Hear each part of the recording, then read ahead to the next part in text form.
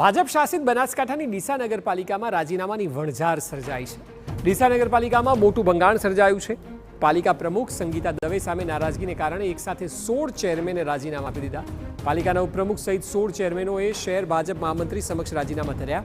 ભાજપ શાસિત પાલિકામાં ભંગાણથી હડકંપ મચ્યો છે। ડીસા પાલિકાનો આંતરિક વિવાદ હવે સપાટી પર આવી ગયો છે।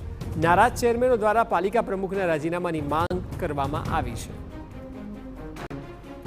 વધુ માહિતી આપી રહ્યા છે સંવાદદાતા અતુલ ત્રિવેદી। અતુલ, જણાવો, જે લોકો નારાજ છે તેઓનું શું કહેવું છે? કેમ એટલી હદની નારાજગી કે રાજીનામા સુધી આપવા પડ્યા?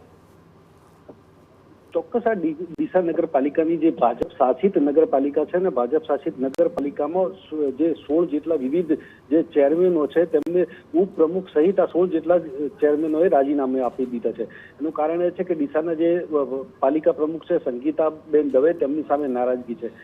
જે શહેરના વિકાસના કામો હોય અથવા તો જે ચેરમેન અથવા કોર્પોરેટરના જે કામો હોય તે આ પ્રમુખના જે શાસન દરમિયાન થતા નથી તેવા તેમના આક્ષેપ છે। અને જેને લઈને અગાઉ પણ આ 8 જેટલા જે કોર્પોરેટરો છે તેમને રાજીનામા ધરી દીધા હતા। ડીસા નગરપાલિકામાં ભાજપના જે સભ્યો હોય અથવા તો ચેરમેનો હોય તેમની આ ત્રીજી વારની ઘટના છે કે જેમને આ પ્રમુખનો વિરોધ કર્યો છે।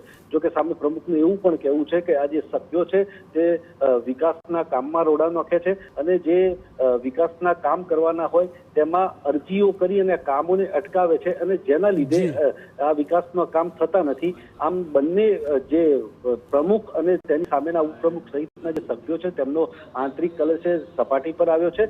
જો કે પ્રમુખનો તો એવા પણ આક્ષેપ છે કે જે કોઈ મોટા રાજકીય જે આગેવાન છે ડીસાના, બિલકુલ અતુલ, આભાર સમગ્ર માહિતી બદલ।